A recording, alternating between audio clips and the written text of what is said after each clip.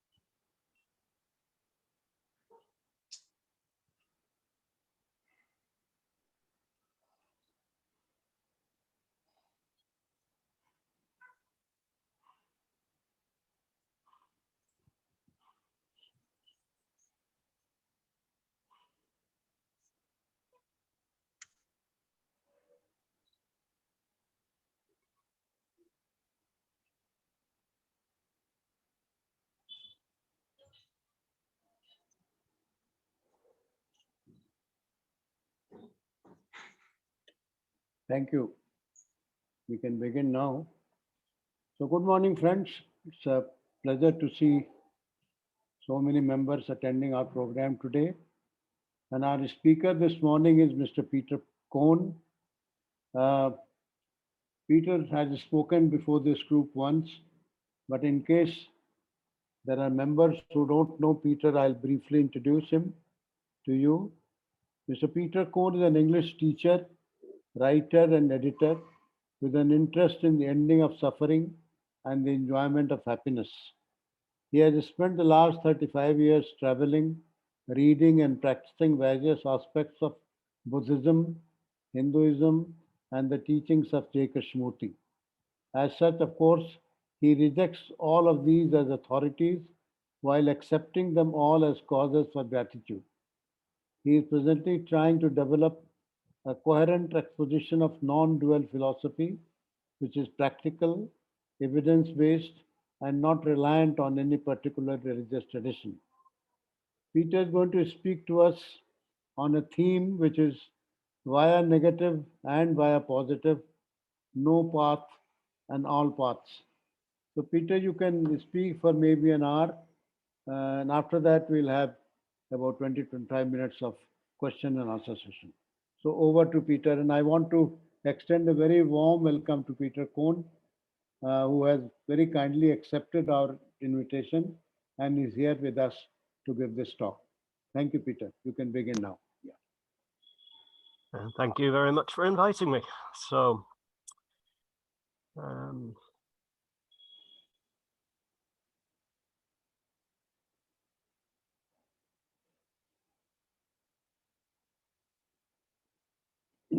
death. Death is always present in life, isn't it? Before we die, we might want to do something else. So when we talk about via positiva and via negativa, these are really two ways of describing what we might want to do with our minds before we die. So just before I start, I've got a little slideshow to talk through some ideas about this, but just before I do this, I thought I might give you this little poem, which actually touches on the question of death, and also on the question of how to approach a sort of spiritual path, whether it is a path of negation or a path of construction, a negative path or a positive path. So let's see if we can have a look at this. See if this has anything interesting to say. So let's see if I can share this. So can you see that? Yeah. So good. So this is to be a good reader, or even more so a good writer.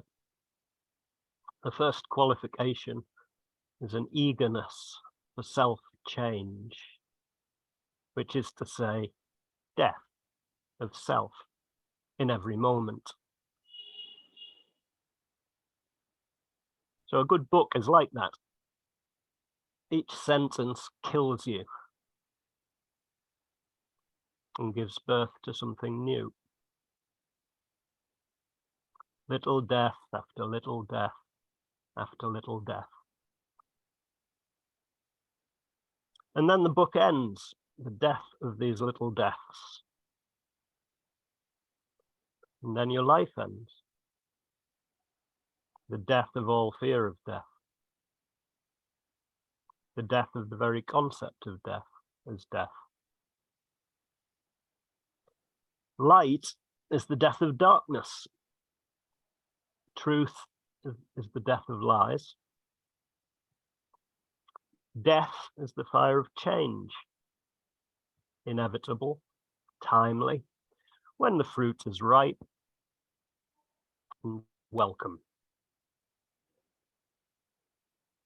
So that's maybe quite heavy to start a talk, but I felt drawn to that particular poem as a starting point, because that's really what we're talking about when we're talking about any kind of spiritual path, via negativa, via positiva, whatever it might be.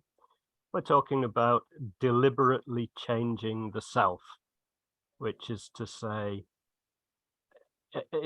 I'm almost tempted to say suicide, but of course I'm not talking about suicide in a destructive sense. We don't want to kill the body. What we want to kill is suffering. We want to kill ignorance. We want to kill negativity. We want to kill falsehood. We want to kill all the things that we don't like about ourselves. And so this is why we're drawn to spiritual paths. So, all right, having started with that, let's move in and go on to the talk I prepared. So, via positiva, via negativa, two approaches to oneness. A short talk by me. So via positiva and via negativa are Latin phrases. I'm sure you're all very familiar with Krishnamurti's teachings, which are normally categorized as via negativa, in the sense that what we're trying to do is negate the false. So to show that something is not true, then we can reject it. That's the essence of part of Krishnamurti's teachings.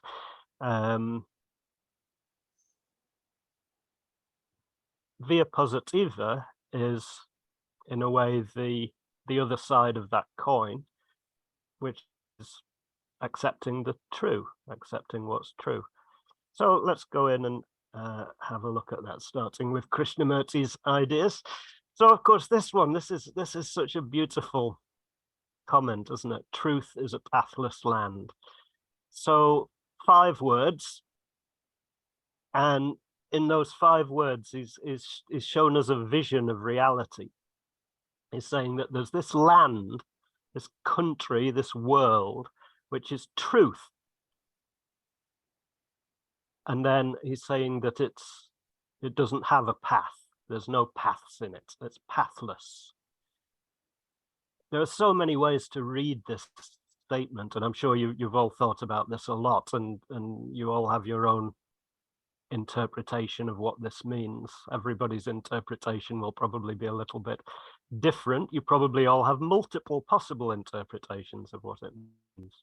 So, I mean, my favorite interpretation of this is the simplest one, which is just that where is truth? Well, truth is here now. So there's no need for any path to truth. Where are you going to go? Wherever you go, truth is already here. And wherever you go, truth is going to be there too. So there's no need for any path to truth in that sense. Truth is here and now. And of course, Krishnamurti was saying this in reaction to the teachings of people like Ledbetter, who were saying that there's, you have to have initiations and you have to go through certain routines and rigmaroles before you can find the truth.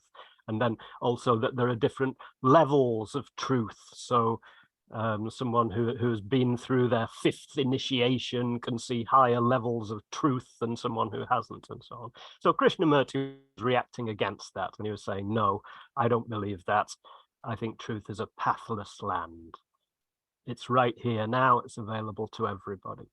But there's another sense of this which is really important, especially in the modern Western debate, where sometimes we deny the existence of objective truth, especially the postmodern critical theories. I don't know if you guys have had much experience yet with those in India, but this is a big problem in the Western academic world, especially, is these theories that say there is no truth, or truth is just subjective.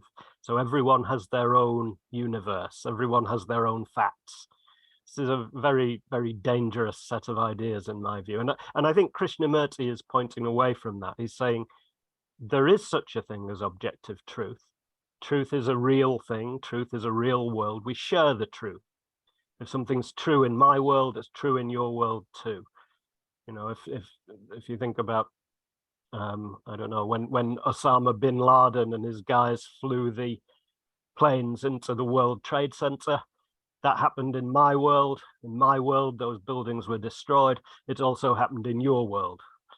Those buildings were destroyed because we share the same world. There's only one world. There's only one objective truth, in fact. So that's the scientific consensus, and it's also, I think, what Krishnamurti is saying here. There is no path to truth. Yeah, same idea. Truth is present here and now, or it's nowhere and never. Yeah, nobody else can show you the truth. That's another point, isn't it? If somebody tells us what the truth is, that's really not as good as seeing it for ourselves. So nobody else can show you the truth. People can point you to the truth. People can say, look at this. Have you thought about this? Have you considered this? But nobody can show you the truth. Nobody can teach you the truth. That's what we talked about in last time I talked with this group. I think we talked about, can love be taught? And we decided probably not, but we're going to carry on trying anyway. And actually everything is love. Everything is teaching us love. That's a very via positiva statement, isn't it? Truth is everywhere. Love is everywhere. So whether we teach it or not, it's available. It's always available. Truth is not a dead thing. It's alive, fresh, new. So yeah, this is a point that Krishnamurti makes very, very well, and it's something that's original, I think, in his teachings. A lot of the older Indian teachings, Buddhism and Advaita Vedanta and so on, suggest that truth is changeless, that truth is a fixed thing. You find the truth and then that's it, you found it. Good job, you've won, the end. And Krishnamurti says, no, the truth is always changing. And something that's very important to me in my philosophy is the idea that when we explore the world, and especially when we explore our own minds, everything we find out about the world changes the world. Everything I find out about my own mind changes my own mind. The fact that I now know something about my mind changes my mind. So there's now something new to explore. That newness, that novelty that comes from finding out something new has all kinds of knock-on effects. It changes the world. If somebody, you know, when Einstein invented the theory of relativity, we could say invented or discovered, I guess. But when Einstein came up with these new ideas about how the world works, that changed the world. Suddenly we were able to build things that we couldn't build before and change the world. So the truth is not dead. The truth is alive. And by the act of exploring the truth, we change the truth. I think that's a very, very important idea. So yeah, I'm going to argue that all these statements are in a sense true, and also they are in a sense false. So they're important to accept and also important to reject. And that again is a very via positiva statement. You can consider that as the opposite of Nagarjuna's famous rejection of logic, where Nagarjuna said, given any statement, we should first prove that the statement's false, it's not true, then we should prove that the negation of it is also false, and then prove that it's false, that it's neither true nor false, and then prove that it's false, that it's both false and true. So according to Nagarjuna, we're left with this complete absence of truth. That's the absolute via negativa. So I'm going to postulate the opposite. I'm going to say that any statement is interesting to look at. It's interesting to accept it, and it's interesting to reject it and to explore it a little bit. So let's start with this then. Via negativa, the path of negation. Well, one definition, it's to approach a definition of something by saying what it's not.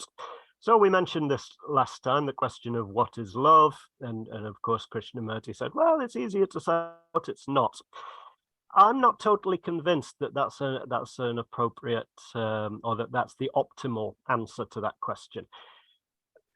So some of the things he said love is not. So love is not words. I'm sure you've seen this a million times. Love is not thoughts. Love is not attachments. Love is not an emotion. It's not sentimentality. It's not sex. Love is not pleasure. Love is not tradition. Love is not repetition. Love is not anything fixed or dead or permanent or static. So that's what he said. Let's see.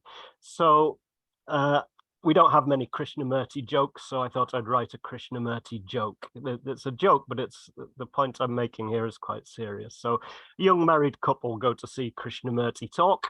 They've heard he talks about relationships, so they're hoping they're going to get some tips on how to improve their marriage by listening to Krishnamurti talk. So they're very good students, very serious people, so they take notes as Krishnamurti gives his lecture, and afterwards they sit together and they talk about how they're going to use these ideas to improve their marriage. So the boy says, well, this is what I've learned from listening to Krishnamurti. Love is not words. Right, so since we want to have love in our marriage and love is not words, so we're not going to speak to each other anymore. We'll stop talking to each other. We'll spend our time in silence from now on. No more writing letters, no more love letters to each other, because love is not words, right? Also, love's not money. So I'm not going to give you any more money for the housekeeping. I'm not going to work hard and give you my salary because love is not money, right?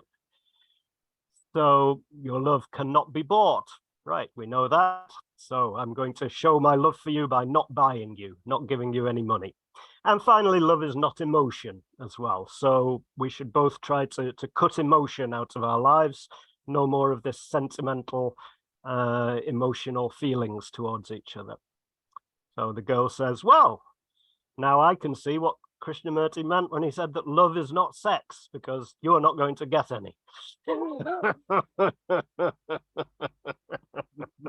So I don't know. We don't see many Krishnamurti jokes, so I thought that one was quite funny.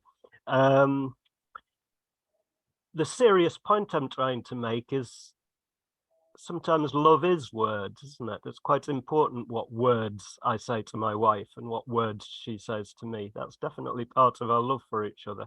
And the emotion that we feel for each other is definitely part of love. Emotion is part of love. Money can also be love. When I work hard and give my salary to my wife, that is an expression of love. So yeah, that's kind of the point I wanted to make about that. And this is a more general criticism of via negativa. If you think about the classic Advaita line, neti neti, not this, not that. So what is God, or what is the self? Well, it's not the body, it's not the mind, it's not that table over there, it's not my cup of tea. Okay, but really, are we sure about that? What Ramana Maharishi said is, all is the self, all is God, right? So the cup of tea is the self, the body is the self, the mind is the self. So we have to, to really get what these people are saying to really get at what these people are saying, we have to use both. We have to use via negativa and via positiva, I think. We have to both see that if I ask the question, is my cup of tea God? Clearly, my cup of tea is not the whole of God, but my cup of tea is a real thing. So if God is anywhere, God is right there in my cup of tea. So to say God is not the cup of tea is missing something very important. The cup of tea actually does contain some of God. It's a cup of God. I think it was Meister Eckhart, wasn't it? Watching a boy drink a glass of milk. And he said, what I can see is God drinking a glass of God. That's the via positiva insight. So, yeah, what is love? Trees are love. They give shade to everyone, and so on and so on. The whole natural world is love. Love in the sense that nature has given birth to us in a very physical, grounded sense. Somehow this body, this being, this life was born from a mother's womb. And if you follow that back through the biology and the evolution, somehow this being came from a string of mothers, which came from the dust, the hydrogen dust floating in interstellar space somehow. So nature is love. Nature evidently loves us enough to give birth to us. That's a fact. So yeah, cats and dogs are embodiments of love. Okay, so yeah, if you've ever had a pet cat or pet dog, you'll know that that's to some extent true, although the extent to which a cat loves you is maybe debatable, but they can love. So thought, yeah, this is maybe one of the things that Krishnamurti is most strongly saying, that it's not love. Thought is not love. So here I'm being a little bit contrarian. I'm trying to put the opposite case. Can we say that thought is love? So according to the latest or the current theories in psychology, when children learn to speak, they learn to speak before they learn to think. So that's quite interesting. It's a little bit counterintuitive. Speaking comes before thinking. The child doesn't learn to think until he gets rewarded or punished for speech. And then he realizes, oh, I can get rewarded or punished if I speak, the right thing or the wrong thing. So I'd better rehearse and check it out in my mind first and see that what I'm saying is going to help me. Think before you speak, right? So thought is a rehearsal for speech and action. We rehearse speech and action to test out what we think the consequences will be before we say or do the things we're thinking about. So if we didn't do that, if we didn't have any thoughts, we'd just blurt out the first thing that comes to mind, and that might not always be the best thing. So it's a fairly obvious statement, right? So the reason we do that, well, maybe the reason we do it is because we care about other people, we care about other people's feelings, we care about, also maybe we care about ourselves enough to not say stupid things. So therefore, in that sense, thought is love. Thought is a type of love, and the more we think accurately and helpfully, the more loving we can be, and the more helpful we can be in the world. So is sex love? Yes, okay. So arguing against myself a little bit here, I say rape is not love. Probably we can all agree on that. Actually, if we want to take the via positiva argument to its absolute conclusion, we have to say that everything real is love. Everything that happens is love. So even serial killers, wars, sexual abuse, it's real. And therefore it's part of evolution. Therefore it's part of God, if you like. It's part of truth. It's part of love. That's a very difficult thing to hear, very difficult to accept. Certainly in a general way of thinking, we can probably all agree sexual abuse, rape is not love, murder is not love, pathological behavior is not love, cruelty is not love. But if we're having a happy sexual relationship between happily married people, there's certainly some elements of love in that. So I'm arguing here that that it's not necessarily correct to say that sex is not love. Sex can be an expression of love for sure. And I mentioned this little book, The Joy of Sex, very popular in the 1970s, very helpful for me when I was a young man.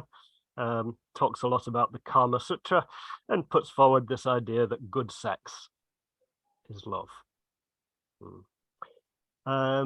So I wanted to talk about this little book because I was having a conversation with somebody the other day about the difference between Indian culture and Western culture. Of course, there are many differences, but one of the key ones, I think, is the prevalence of arranged marriages in India compared to what we might call love marriages, if we can use that word in that sense, in the West. And so, whereas, yeah, maybe we don't have time to go into that too deeply, but the idea that loving relationships come about naturally through choice rather than being arranged by people and people being kind of pressured into it by their families. I think that has some knock-on effects on the way that we think about sex. I really do. Yeah. So let's move on from that. So what's the goal? Right, this is kind of the main meat of what I want to talk about. What's the goal of via positiva and via negativa? What are we aiming for? I've never been very much attracted to the Buddhist idea of nirvana. I don't know about you, but nirvana is the idea of extinguishing. So it's extinguishing all the negative qualities. Compare that to the Advaita Vedanta goal, which is moksha, liberation, or we could say merging with Shiva.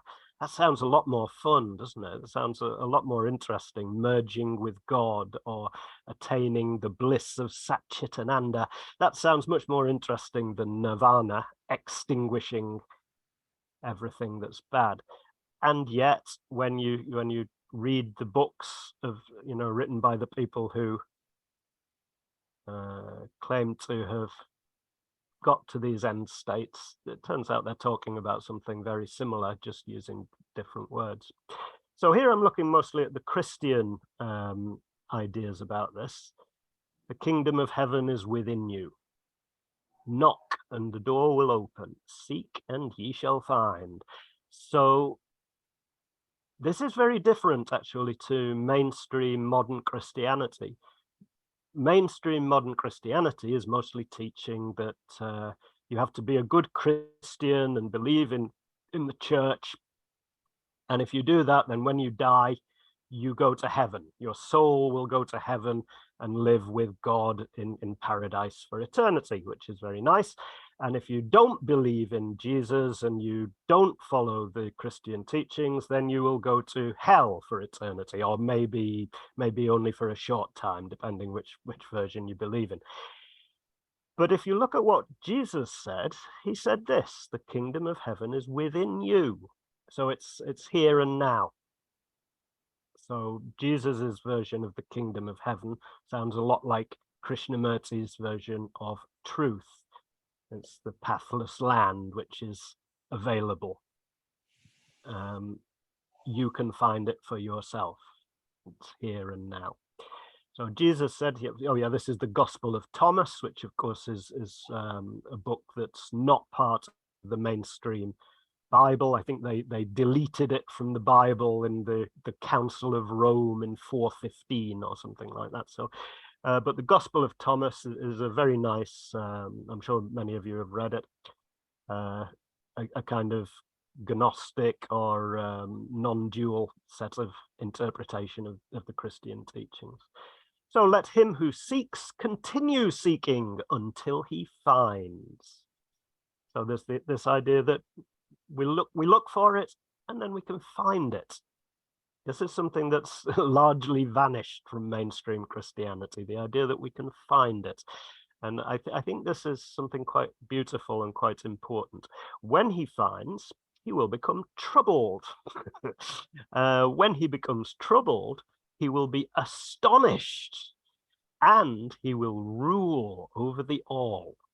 So he's saying if you explore this stuff, it's shocking, it will trouble you, it will disturb everything that you thought you believed in. And then you'll be amazed, you'll be astonished, you'll be very surprised, you'll suddenly see things in a whole new way. And then you will rule over the all. It's a very, very strange turn of phrase, isn't it? Rule over the all. I don't think I like that phrase, rule over the all. For me, a better way of looking at that, or a better way of expressing that, might be to say merge with the all, or no longer be ruled over entirely by the all, maybe. But yeah, you can see what he's talking about. Rule over the all. I think not rule over in the sense of controlling, but more in the sense of my will being thy will, and therefore it's not that the world is suddenly doing whatever I want. It's just that what I want has changed to become what the world is. So if you accept that what is what must be, then what you want is what you get, because you've accepted that whatever you get is what you want. So Jesus said, if those who lead you say to you, see, the kingdom is in the sky, then the birds of the sky will precede you. So he's saying, look, it's not that the kingdom of heaven is in the sky, because the birds can get there first. If they say to you, it's the sea, then the fish will precede you. So then the fish will get to heaven before you. That's not right. Rather, the kingdom is inside of you, and it is outside of you. Inside and outside. When you come to know yourself, then you will become known. And you will realize that it is you who are the sons of the living Father. The living Father, notice. This again is relating to that point that Krishnamurti made, that the truth is not dead, the truth is alive. By truth, we mean love, we mean God. Here the Christians are saying the Father. But it's the same thing, the Father meaning the truth, meaning love. The living Father. You will realize that it is you who are the sons of the living Father. But if you will not know yourselves, you dwell in poverty, and it is you who are that poverty. So this is a beautiful couple of sentences, isn't it? This really sets out the whole spiritual path in 2 sentences. Very, very beautiful. If you know yourself, you can see that all of the world is your wealth, and the living Father, the truth, is who you, this is your inheritance. But if you will not know yourselves, then you dwell in poverty, and it's you, it's yourself, your all of the negative things about you, your ignorance, your greed, suffering, selfishness, false beliefs. That is the poverty. The poverty is the not knowing, the deliberate not knowing. So, love, how are we doing for time? Am I out of time? No, I've got a little bit left. Okay. So, yeah, looking at these words again from various traditions. So, bliss. We use bliss a lot in Advaita Vedanta, of course, talking about Satchit Ananda. But the English word bliss, total happiness, absolute satisfaction, complete joy, a state in which suffering has ended and been replaced by delight. This is another thing that draws me more to the Hindu teachings than the Buddhist teachings, is that the Buddhist teachings aim for a kind of 0 point with no suffering, whereas the Hindu teachings are more aiming for a positive thing, bliss, or merging with the deity, absolute joy. So surely a goal worth seeking.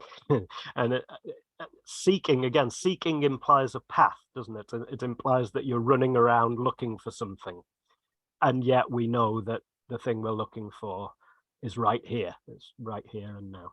But if we find it, we can say that we have arrived at a point worth traveling to. So a little bit of etymology, not the study of insects, the study of words. Etymology, so joy, jhana, dhyana, chan, zen, all the same word, just linguistic corruption between those words. So it's the same idea in all of these different sets of teachings. Joy and truth. So is joy truth? Joy is what? The sense we have when we're at one with the truth. That's joy.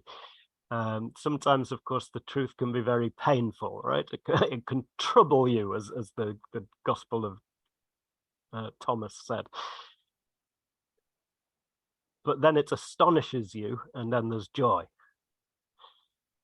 So here, when we're talking about truth, we mean the direct perception of the actual nature of reality. So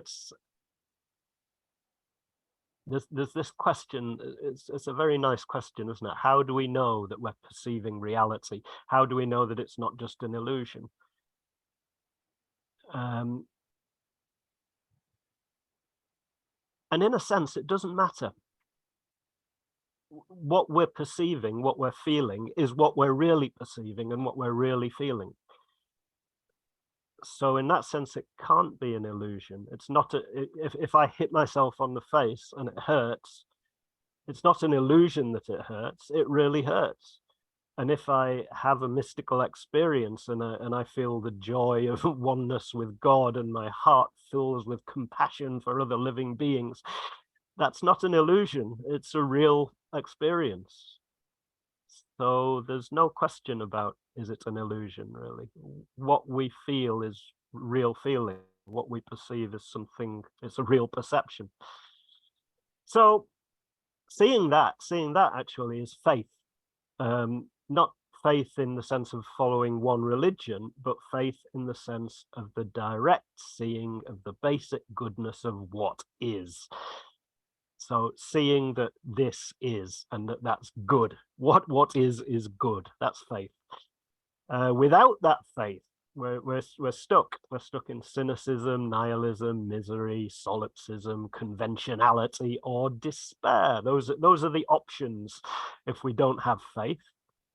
If we don't see that what's real is true and what's true is good, then we have this this menu of options. We could have total despair, where we say there's no hope, everything is worthless, I don't know anything.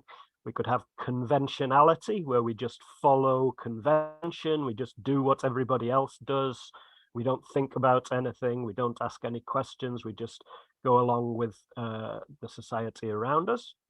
Many people do that. Probably most people live most of their lives in conventionality, and they can have quite happy lives in that. But probably if you're interested in the teachings of Jiddu Krishnamurti, you're not going to be much drawn to conventionality as a lifestyle, I think. Solipsism, so the idea that everything is just in your head and it's all an illusion. Okay, I won't spend too much time on that. Misery, yeah, you can just spend your life saying how bad everything is. Nihilism, so you can spend your life saying that nothing is real, nothing has value, nothing exists. That's not a very happy way to spend your life. And cynicism, basically the same idea, just saying that all beliefs are wrong, everything is worthless, everything is no good. So those are the options if we reject reality, if we reject the idea that the true is the good.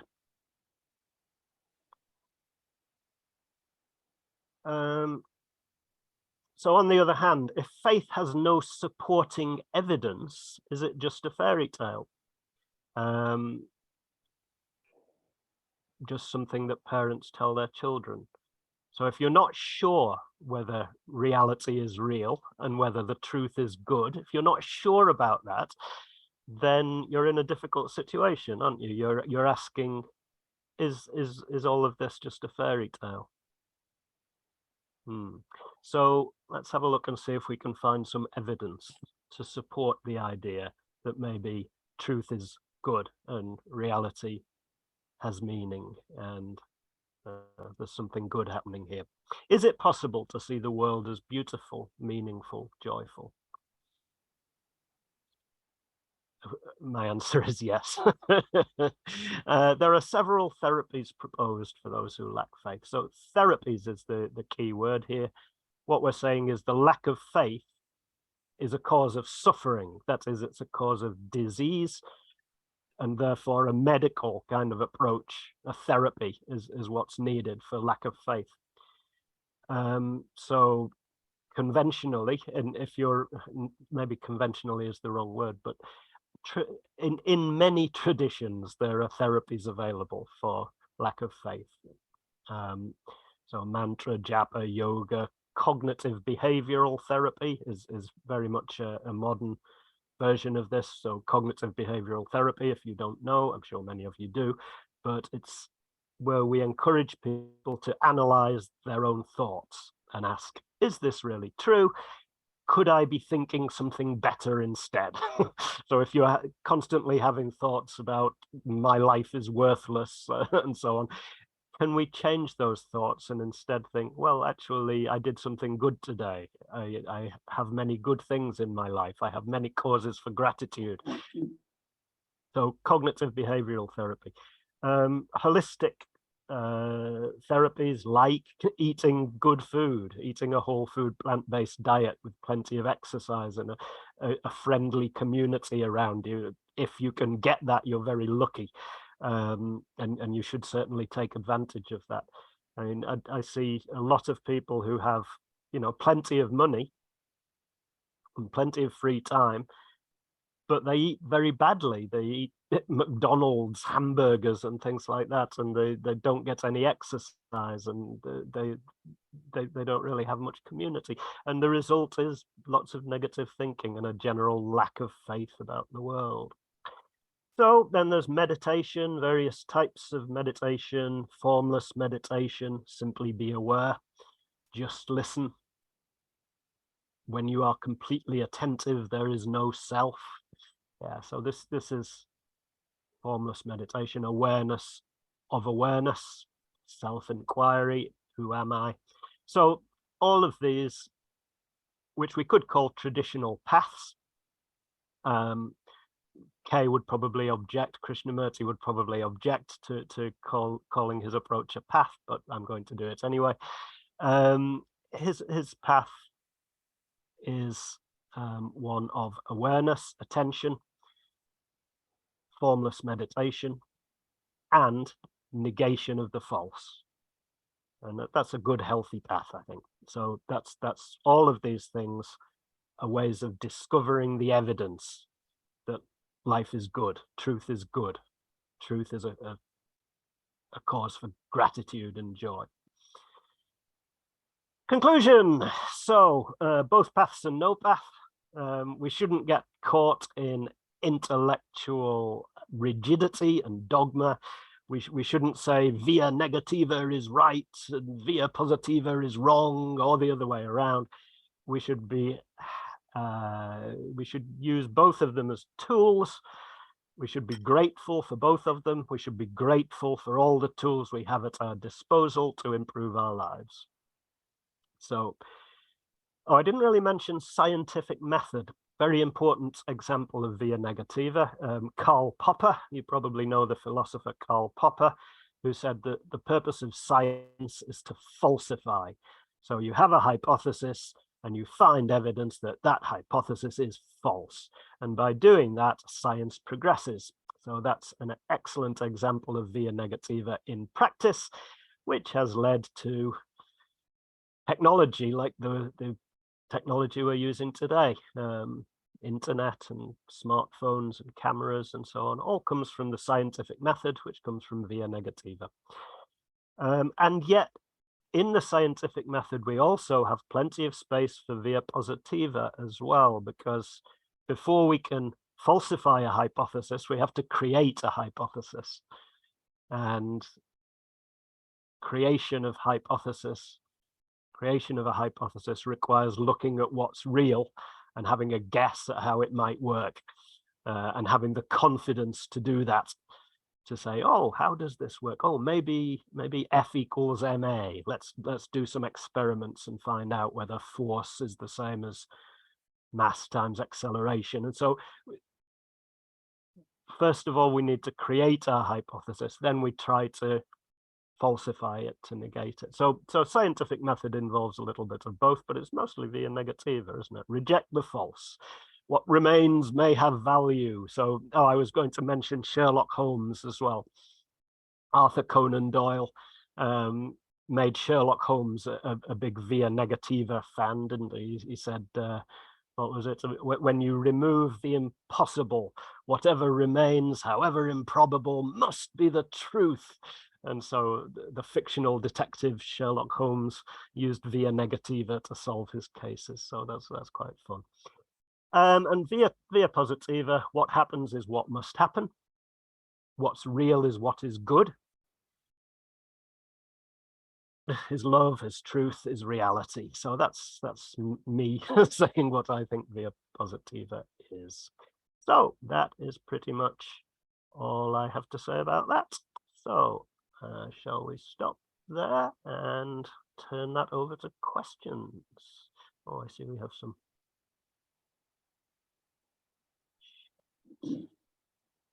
Okay, so anyone have any comments on that? Thank you, Peter. I think it's a very interesting discourse. Just a few things before I request Dr. Harshad Parekh to say something. There are some statements which needs to be looked into in great detail, like you said, thought is love and sex is love. Now, putting love under certain boundaries is something which bothers me, because Krishna used to say that love has no cause. The moment you bring a cause for love, then it's not love, it's something else. It could be pleasure, it could be anything. Another thing is joy truth? Now this again, you're trying to define truth, because I eat ice cream and I enjoy it. There is a joy in eating ice cream. I can't say that is truth because description of truth is not truth. Hmm. Truth is something which changes from moment to moment. And seeing things as they are without distortion is perhaps the closest definition of truth, which is not truth, it's just a definition.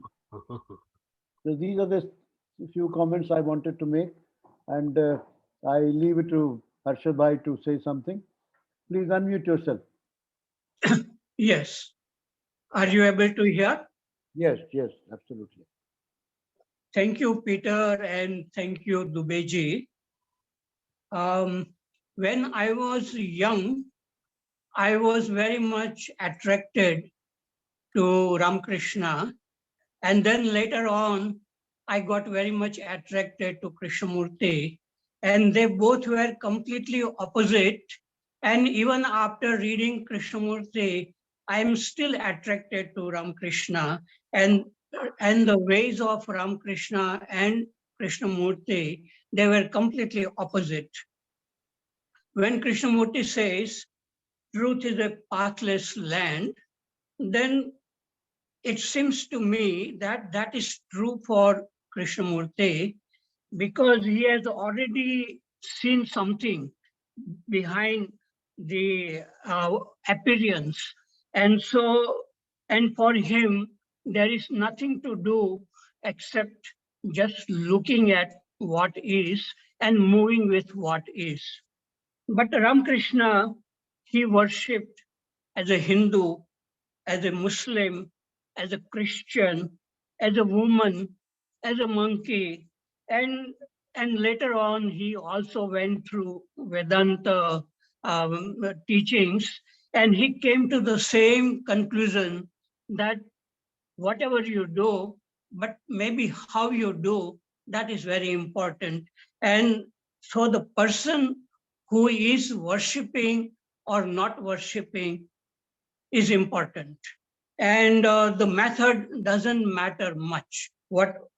So I would say that even in Upanishad, Shankaracharya sloka is neti neti. He says, I am not this, I am not that, I am not guru, I am not disciple, I am not earth, and everything he says. And finally he says, Chidananda Rupa Shivoham Shivoham. So after discarding all the negative, everything, he comes to the positive, and that positive is the bliss or happiness or joy or whatever you call it. And my feeling is that the treasure is buried within us. But around this treasure, there are snakes. They are guarding the treasure. And these snakes are fear, anger, jealousy, loneliness, boredom. So when we look inside, we see all these snakes and we get frightened of this snake. And then we search outside in books. But the real thing is inside. And when we make friends with these snakes, that means when we begin to understand ourselves as we are, then those snakes, they no longer bother us and we can really touch the treasure which is buried within us. And that is what said, kingdom of heaven is within you. And many people in India, by this path of devotion, they had come to this inner treasure like Mirabai or Kabir, and they express this feeling of truth or love or happiness through their poems. And last thing I like to say, that two men had come to Krishnamurti and they had discussed a lot between them. And they said to Krishnamurti that the more we have discussed about love, the clearer it has become. And Krishnamurti asked, has love become clear, or what you think about it? So there is a difference between how we express love in words and what real it is. And my understanding is that love is non-verbal, and it is a freedom, freedom from the self, where the self is not, love exists. That is what Krishnamurti said, and that seems true to me. So I have said enough things. Thank you very much. Thank you, Harshad Bhai. Thank you. We have Mr. Dinesh Waghmare. Yes, please, go ahead. Are you able to listen to me, Mr. Peter? Yes, sir. Sir, I have got two observations. Number one, you said that the world is dynamic. Mhm. So yes, manifested world is dynamic. It is changing every moment to moment. But what about the Buddha's emptiness, or what about your Vedanti's Brahma? Mhm. Are they dynamic? That is to be seen.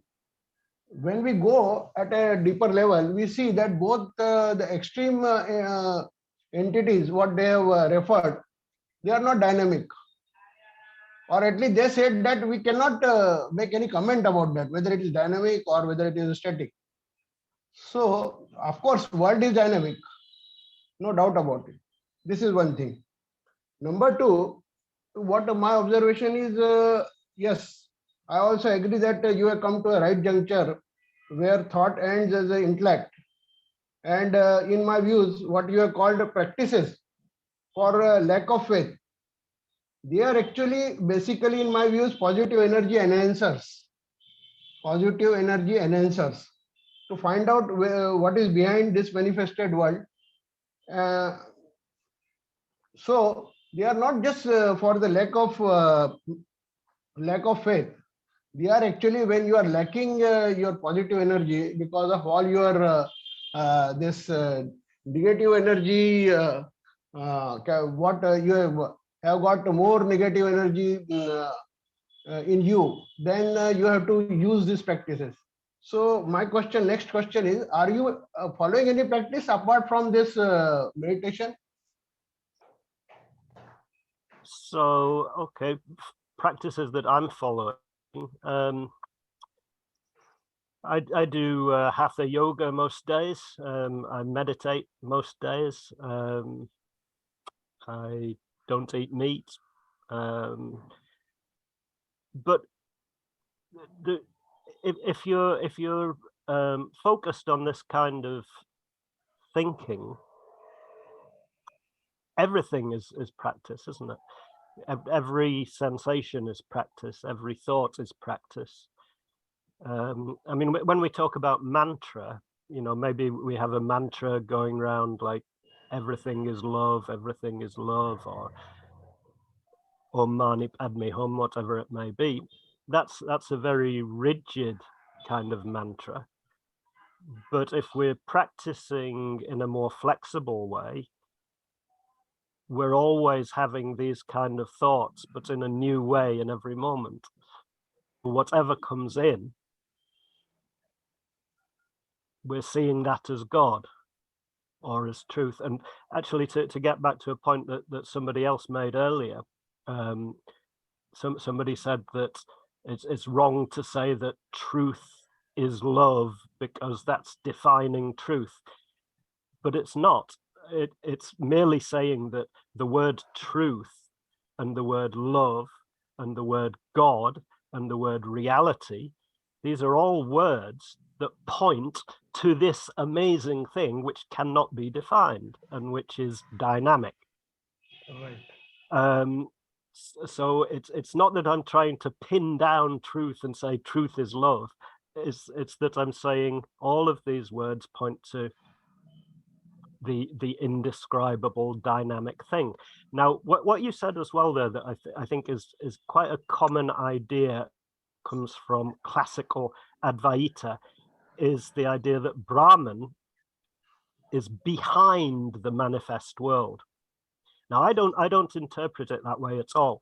I interpret it as Brahman is the manifested world. Now, you can argue, you know, there are some of the Upanishads that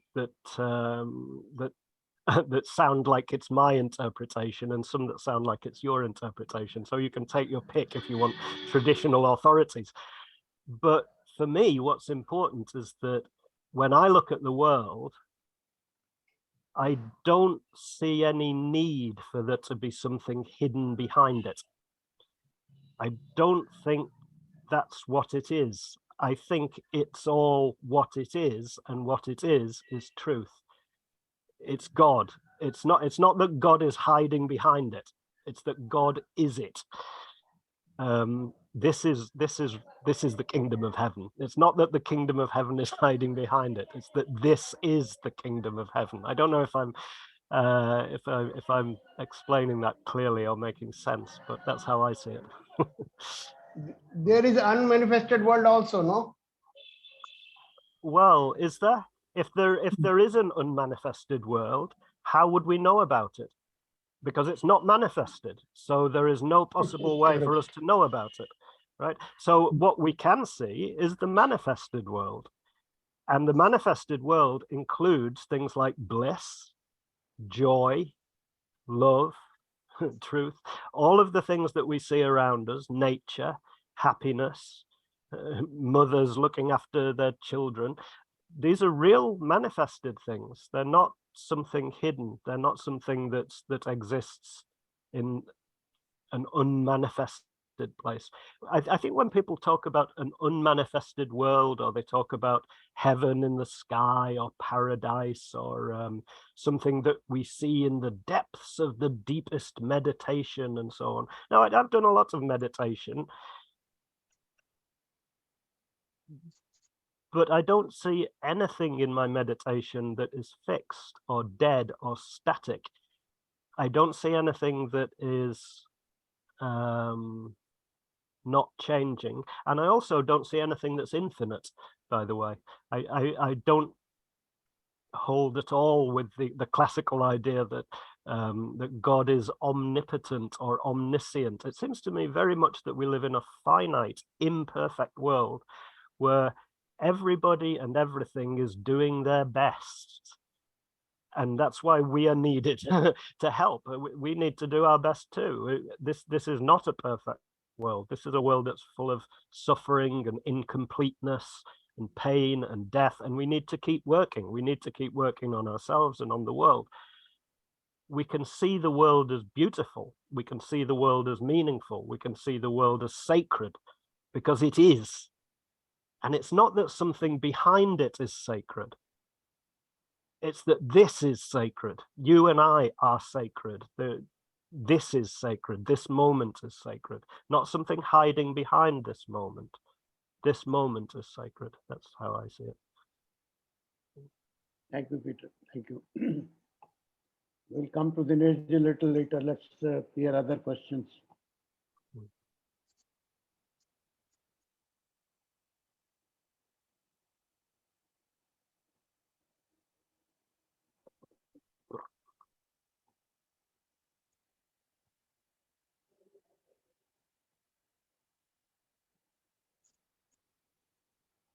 I think that we'll go back to Dinesh. Yes, Dinesh, please. In meditation, the entity which is getting cognizance, is it changing in your meditation? I'm sorry, I missed part of what you said there. Could you repeat that? In your meditation, whatever the entity which is getting the cognizance, is it changing? Yes. Or has it changed any time? Yes, certainly. If so you're asking about my awareness. So as my awareness examines my awareness, right?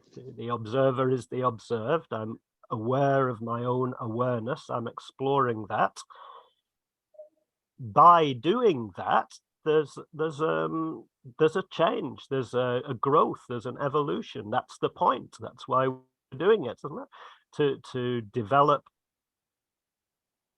to become something new, to see the bad habits that I have, and when they're clearly seen, they fall away, and also to see my own, how can I put this, to see what I'm doing right, and when I clearly see what I'm doing right, there's a great sense of how can I put this? A sense of positivity that comes from that. When you do something good, you feel good about it, and that changes you, and that results in you doing more good things. That's the process of awareness. It's the process of self-inquiry. As we do more work, we become better people. Hopefully, if we're doing it right, that seems to be how it works. If I spend my time drinking whiskey and watching movies, probably that changes my awareness as well, and not in the way that might be beneficial. So yeah, whatever we do changes who we are, I think. Isn't that your experience?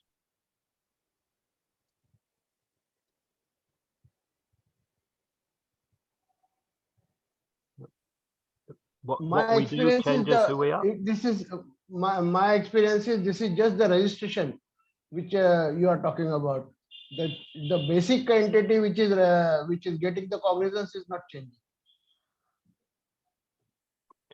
So when you say the basic entity, can you give me more information about that? Do you mean awareness, or no? It is unknown thing.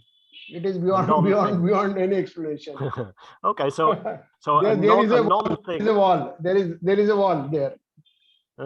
Yeah, it's interesting, isn't it? Because this is a very this is really getting right to the point of it. I think that there's this idea that there's a non-thing that can't be described, that's not manifest, so we can't detect it in any way, we can't know anything about it, and yet we're saying that it has certain qualities, such as it's unchanged, possibly also, I don't know, I'm putting words in your mouth here, but I don't know if you want to say this unchanging thing is infinite, it's eternal, it's omnipotent, it's good. I don't know. Is that how you feel? Is that what it is? Or is it just that you can't say anything about it at all?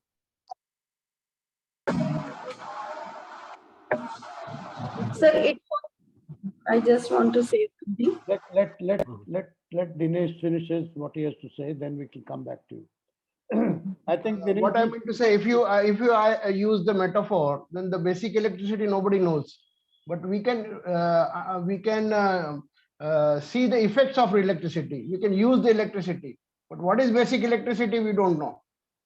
Well, we do. We can measure electrons. We can say quite a lot about electricity, and any electrical engineer can tell you a lot about electricity. We can measure it. It's manifest. It's manifest. That's the thing. Yeah. I think if it is totally unknown, how do we say that it's unchanged? Because we don't know. I think there is a fallacy in this statement. Let's go to other question now. Shankar, Mr. Shankar Rao, yes. Hello, Peter. Hello. Sometimes I'm getting confused. Like, is spirituality has everything to do with morality, doing good, talking truth. We should not tell lies. We should not hurt others. Is this what spirituality is, or is spirituality something to do inquiring about what is real, what is unreal? Can you please help me? Thank you. Sure. So if you explore what is real, what you find out is that you can do things that have good consequences, which cause an increase in pleasure and joy and understanding and good things that you want, or you can do things that have bad consequences that cause an increase in suffering and misery and pain and things that you don't want. So the more you explore what's reality, the more likely you are to behave in ways that are ethical. In fact, I would say the spiritual path is a path of finding your own ethics. And it's important, I think, to notice that everybody has different ethics. What I think is right and wrong may be quite different to what you believe is right and wrong, and that's okay. Nevertheless, probably if we've both spent a lot of time thinking about these things and doing meditation and so on, probably we have quite a lot of agreement about what's right and what's wrong. Maybe not entirely though, maybe sometimes we could radically disagree.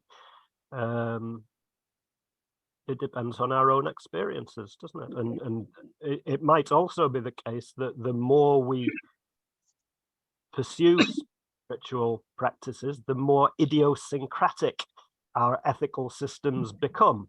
So for instance, I mean, 30 years ago, I became a vegan.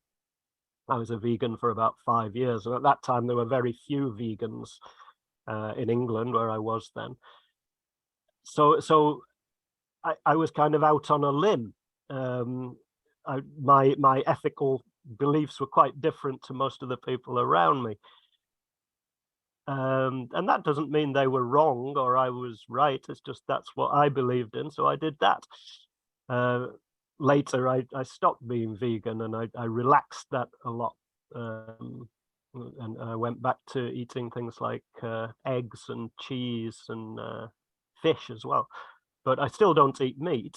I haven't eaten meat now for 30 years. But yeah, I mean, that's just one example. I mean, my diet is different to everybody else's diet, and that's okay. Everybody's body is different. So some people thrive on a vegan diet and some people don't. Some people thrive on a meat-only diet. I don't know if you've seen that, the lion diet that some very clever people are recommending now, where people only eat beef.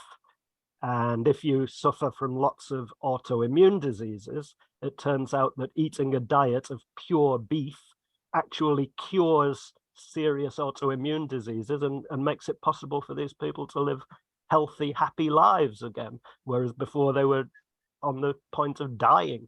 So yeah, everybody has different problems to face and everybody has to find their own ethics. But I mean, if you look at the Buddhist ethical path, you know, at the most basic level, the 5 precepts: don't kill, don't lie, don't steal, don't have sex with people you're not married to, and don't take drugs that will make you more likely to forget and break those other 4. so those 5 precepts are the definition of a lay Buddhist. If you follow those 5 precepts, then you can call yourself a lay Buddhist. And really, it's just about reducing suffering, isn't it? It's the purpose of it is to reduce suffering. But I think as people get into their own unique spiritual path, they develop their own unique sense of ethics as well, which might be a little bit different to that. I don't know if that answers the question. Thank you, Peter. Thank you. Yes, Hansaji, please go ahead. Hello, namaste, sir. I just want to tell you, Peter, in meditation, we have so many vibrations. On vibration labels, we can see how meditation is going on, and this is not on the thought label. When we do meditations, what are your feelings during the meditation? I just want to say, what do you want to say about meditation? We are a body of love. We are all having a love. We all flow love, and we are the part of, not a part of, we are love. I just want to say. And you say in the meditation, you have so many phases, but I just want, in meditation, we are on vibratory level. We get vibrations from outside, or a world, or may call God, whatever you say. But in our state, when we are in meditation state, we follow the vibrations level. If you can see the vibrations that time, that will help you. What do you say about that? I definitely agree that we are love. We are a body of love. Human beings are an embodiment of love. Absolutely. So yeah, that's a very nice image to begin a meditation with. For me, when I do a formal meditation, I usually start with doing a bit of yoga, just stretch my spine forwards and backwards, left and right, and then just sit down. And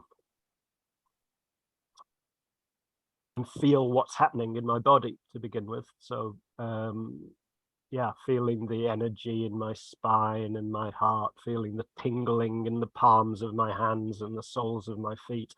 And yeah, being aware of the fact that this, I mean, this is love. This awareness is love, isn't it?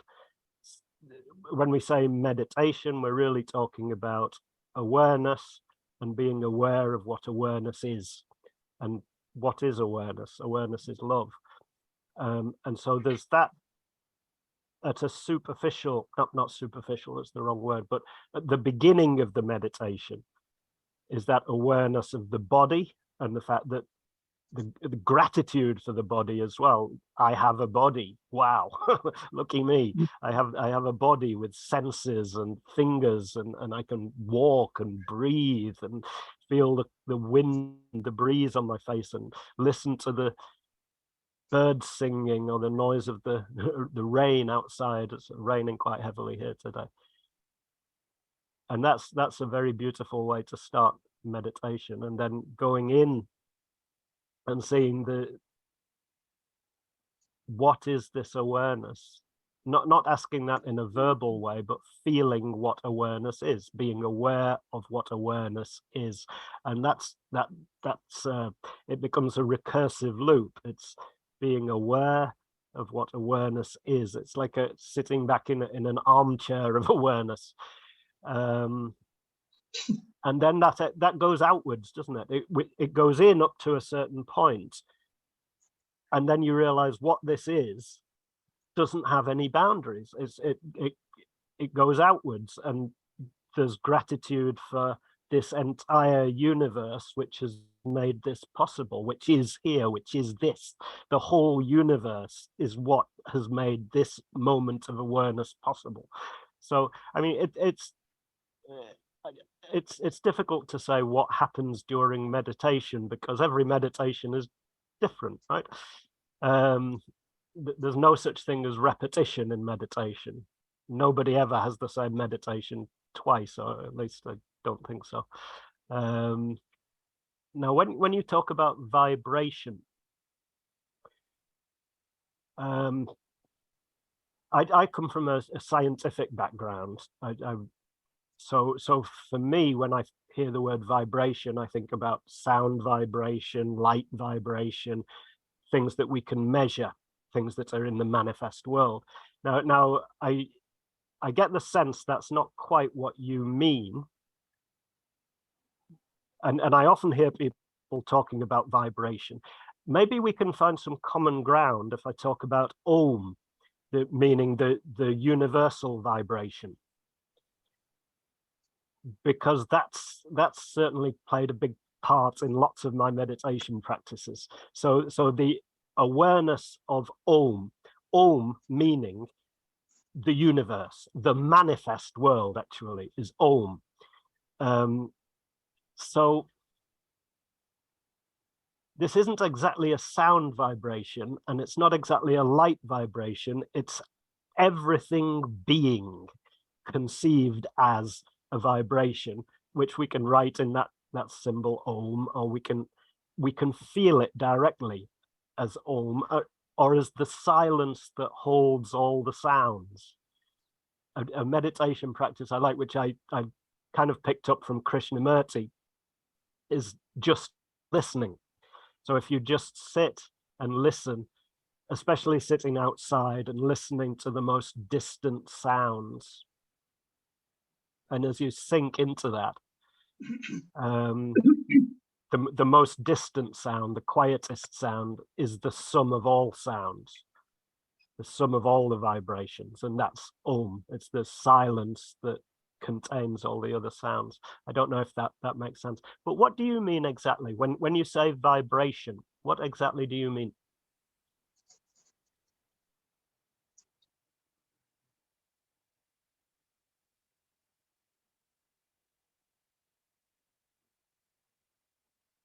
There are so many noises and there are some work is going on.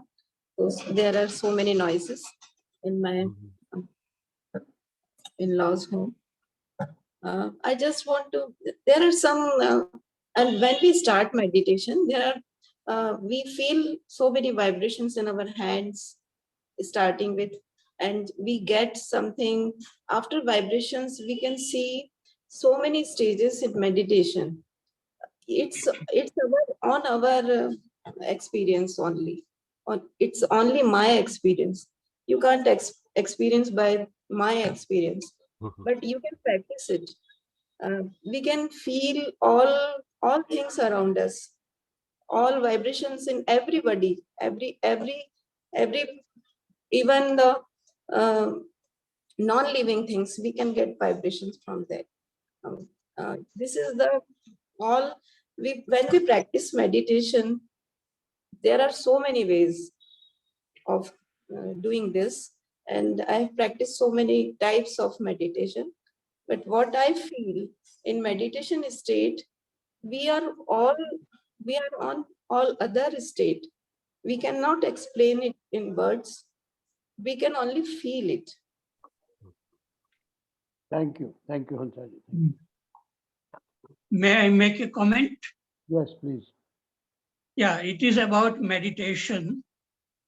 It seems to me that in a real meditation, there is no meditator. There is no sense of I who is meditating. So that meditation happens when our mind stops by itself, and then looking at whatever is happening, whatever outside or inside, just watching without interpreting, without analysis, moving with what is. And in that, there is no meditator, there is no goal to be achieved. And it is just to be in touch with what is, and that what is reveals everything. In that, there is a learning about ourselves also happens without trying to understand ourselves, because something is going on, and when we can see it, not as a thinker, not as a meditator, but through this awareness, which is not an entity, but it is just seeing. So that I find the real beauty, that in real meditation, there is no meditator, no system, no goal to be achieved, but only to see what is unfolding in the mind, and that reveals everything. And in that there is a real beauty or love or whatever we can say. So this is what I like about Krishnamurti's teachings, that you don't start with certain ideas or certain way of meditating. But of course, I would say that each human being is different, and we have to find our own way. We are the doer and we are the judge. We can find out whatever we are doing, is it really helping, or we are just moving round and round in thinking and feeling, and no newness happening within us. So in real meditation, if it is real good meditation, there is a freshness, there is a newness, there is a real love, beauty, and in that there is no sense of I or me. Okay, I have finished. Thank you. Thank you. I think we have just 1 minute, so I'll take one question only. Chaya ji, please go ahead. Mr. Peter, sir, Hello. I'm interested. Hello.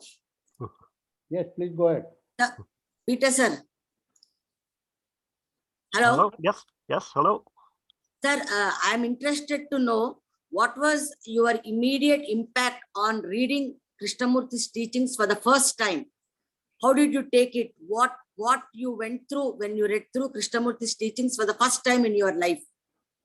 Good. So yeah, I just mentioned it earlier, actually, when I said just listening.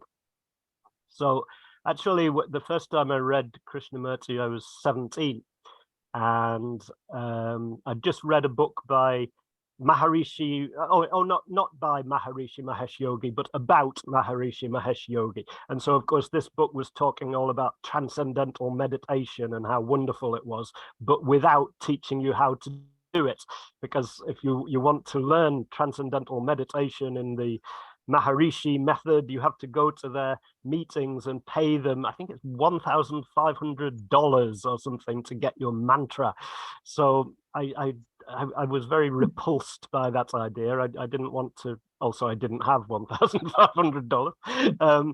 But the idea of buying your mantra to be able to meditate is just so obviously unpleasant that I wasn't much interested in that. So I went to the library and tried to find another book about how to do meditation, and I came across Krishnamurti. And I think I actually misinterpreted what Krishnamurti said, because he mentioned just listen. And that stuck in me, the idea just listen. So I thought, okay, I can do that. Let's try just listen. So that's what I did. And I went and sat in my parents' garden under the cherry tree, and I just listened. And that was very, very beautiful. That was the first time I did meditation. And that was my experience, that you hear all the sounds around you, you become aware more of your body and the fact that you're alive, and the fact that the world is alive around you, and you hear all the, the distant cars, the birds singing, the wind in the trees, airplane flying. So further and further away, more and more distant sounds, and you become aware of how big this space is, the vastness of it, and the unity of it. I mean, at that time, I didn't know the word Om, the universal vibration in the classical Hindu sense, but that's what it was. That's what I was listening to. I was listening to this vibration, that the life of everything. And literally a vibration in the sense of a sound wave, not in the sense of some mystical thing, but listening to the sounds. It is mystical, though, isn't it? That is the mystical experience. In fact, that was my first conscious mystical experience. And yeah, so I guess that's part of the impact that Krishnamurti had on me. But also, I grew up as an atheist in a Christian community. So the school I went to was Christian. So I figured out very, very young that this was pure hypocrisy. The headmaster would talk about if someone slaps you on one cheek, then turn and let them slap you on the other cheek. And then the headmaster would beat the children if they talk too much. So the hypocrisy of that was just overwhelming. And so when I came across Krishnamurti, he was the first person who really said in a convincing way, you can reject all of that nonsense and still have a sense of spirituality, a spiritual, a sense of the sacred, a sense of the beauty and love in the world without all the nonsense and the hypocrisy. And so that was very, very powerful for me. Yeah. And yeah, that's informed a lot of my life. So yeah, thanks. Thank you, Peter. Thanks a lot. We have come to the end of the talk now, and on behalf of the Indore Study Circle, I want to thank Peter Coan for being with us and bringing out such a beautiful question-answer session.